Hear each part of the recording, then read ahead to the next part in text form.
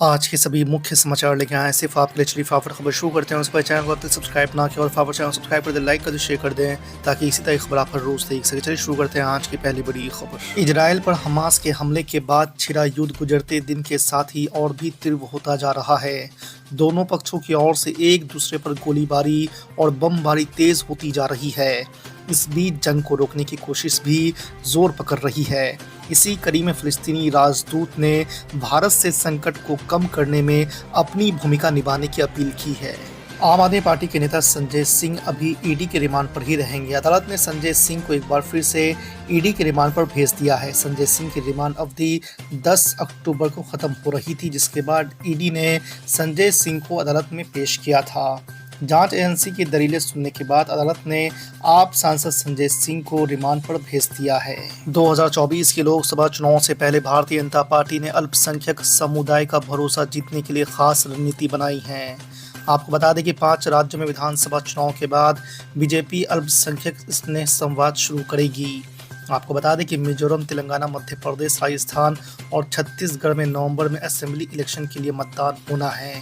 ANI के मुताबिक इस अल्पसंख्यक आउटरीच कैंपेन को शुरू करने की तारीख अभी तय नहीं है। माना जा रहा है कि ये अभियान दिसंबर में शुरू हो सकता है। बसपा के सांसद दानिश अली के बारे में सांप्रदायिक टिप्पणी करके भारतीय जनता पार्टी के सांसद रमेश बिधूड़ी ने राजनीतिक तूफान खड़ा कर दिया। आपको बता दें कि दक्षिणी दिल्ली से सांसद रमेश बिधूड़ी मंगलवार को मामले पर विशेष अधिकार समिति की सुनवाई के दौरान उपस्थित नहीं थे।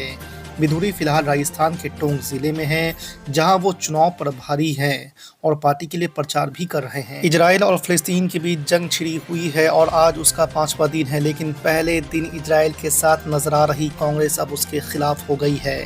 दरअसल रविवार को पार्टी ने बयान जारी कर इजराइल पर हमले की निंदा की थी, लेकिन अब उसका रुख बदला हुआ है और उसने फिलिस्तीन का समर्थन कर दिया है। कांग्रेस ने कार्य समिति की बैठक के दौरान प्रस्ताव पारित हुआ और कहा कि बीते 2 दिनों में मिडिल ईस्ट में शुरू हुई जंग में 1000 से ज़्यादा लोग मारे गए हैं। कार्य समिति अपने पुराने स्टैंड को दोहराती है, जिसके तहत हम फिलिस्तीन के लोगों के उनकी ज़मीन पर हकों का समर्थन करते हैं। राज्यसभा से निलंबन को लेकर आम आदमी पार्टी के सांसद राघव चड्ढा ने सुप्रीम कोर्ट का रुख किया है। चड्ढा ने इस फैसले को सुप्रीम कोर्ट में चुनौती दी है। आपको बता दें कि राघव चड्ढा को 11 अगस्त को राज्यसभा से निलंबित किया गया था। उनके खिलाफ 4 सांसदों ने विशेष अधिकार भंग की शिकायत की थी। यूपी की योगी सरकार शहरों की सड़कों को और बेहतर करने के लिए मुख्यमंत्री ग्रीन रोड इंफ्रास्ट्रक्चर डेवलपमेंट शहरी योजना शुरू करने जा रही है। आपको बता दें कि वित्त वर्ष 2023-24 में 500 करोड़ रुपए इस योजना में खर्च किए जाएंगे। मुख्यमंत्री योगी आदित्यनाथ की अध्यक्षता में मंगलवार को हुई कैबिनेट की बैठक में यह फैसला हुआ है। पूर्व मंत्री और सुहेलदेव भारतीय समाज पार्टी के अध्यक्ष ओम प्रकाश राजभर ने मंगलवार को पटना के ऐतिहासिक गांधी मैदान में रैली की। इस प्रदेश की अपनी पहली ही सभा में उन्होंने ताबड़तोड़ ऐलान किया। बिहार की सभी 40 लोकसभा सीटों पर वे प्रत्याशी उतारेंगे। राजभर ने दावा किया कि अगले 2 साल यानी 2025 के बिहार विधानसभा चुनाव में बिहार में 10 विधायक सुहेलदेव भारतीय समाज पार्टी की जीत कराएंगे। जन स्वराज के सूत्रधार प्रशांत किशोर ने बिहार के मुख्यमंत्री नीतीश कुमार और डिप्टी सीएम तेजस्वी यादव पर एक बार फिर से निशाना साधा है।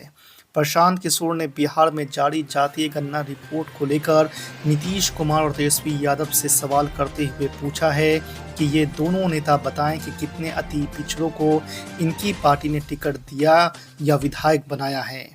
चुनाव आयोग ने 5 राज्यों में विधानसभा चुनाव की तारीखों का ऐलान कर दिया है। इसी के साथ ओपिनियन पोल्स के नतीजे आने शुरू हो गए हैं। सर्वे के मुताबिक दक्षिण से फिर कांग्रेस के लिए गुड न्यूज़ आ सकती है।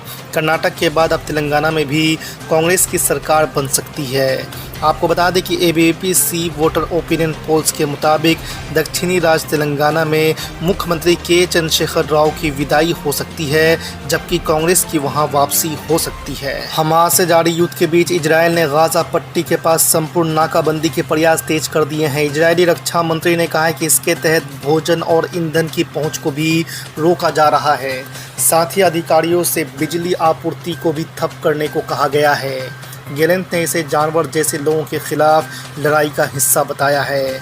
आपको बता दें कि हमास की ओर से इजराइल पर अचानक किए गए हमले के 2 दिन बाद का ये घटनाक्रम है। कांग्रेस पार्टी ने अपने सत्ता वाले सभी राज्यों में जातीय जनगणना कराने का ऐलान कर दिया है। बिहार में महागठबंधन सरकार की ओर से जातीय सर्वे कराए जाने के बाद पूरे देश में ही इसे लेकर विपक्ष माहौल बना रहा है। इस बीच राहुल गांधी ने सोमवार को कांग्रेस कार्य समिति की मीटिंग के बाद इसका ऐलान किया। राहुल गांधी ने कहा कि पूरा देश आज जातीय जनगणना चाहता है।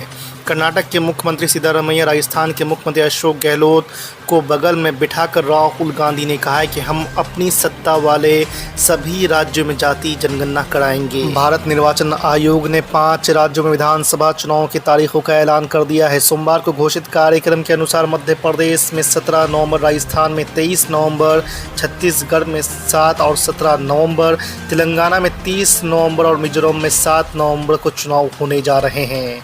चुनाव आयोग ने बताया है कि मतगणना 3 दिसंबर को होगी।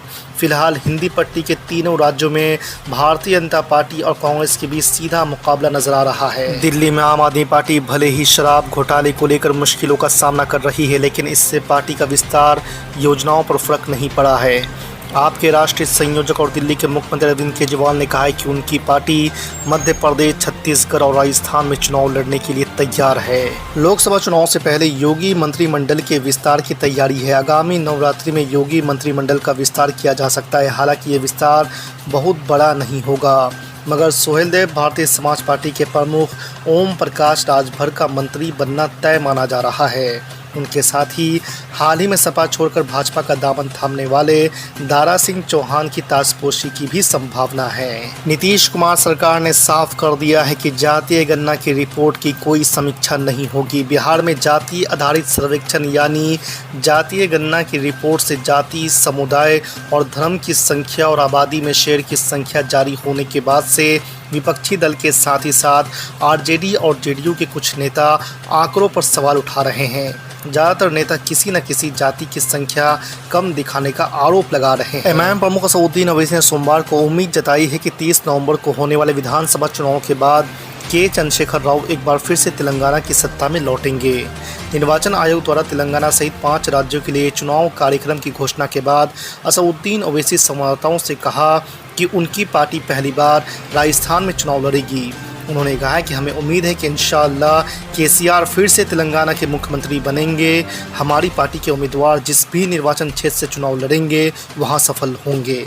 कांग्रेस पार्टी और नेशनल कॉन्फ्रेंस गठबंधन ने कारगिल के लद्दाख में हुए पहाड़ी परिषदीय चुनाव में भाजपा को हरा दिया है। आपको बता दें कि साल 2019 में अनुच्छेद 370 रद्द होने के बाद यहां पर पहले चुनाव का आयोजन किया गया।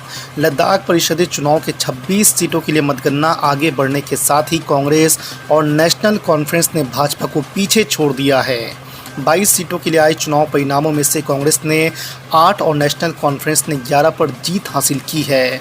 वहीं भाजपा को 2 और निर्दलीय उम्मीदवार को 1 सीट मिली है। दिल्ली हाईकोर्ट के पूर्व जज और उड़ीसा हाईकोर्ट के चीफ जस्टिस रहे एस मुरलीधर ने अपने दिल्ली दंगों को लेकर दिए गए आदेश पर चुप्पी तोड़ी है। उन्होंने कहा है कि वे इस चीज़ से अनजान है कि दिल्ली दंगों के उनके फैसले से केंद्र सरकार को क्या परेशानी हुई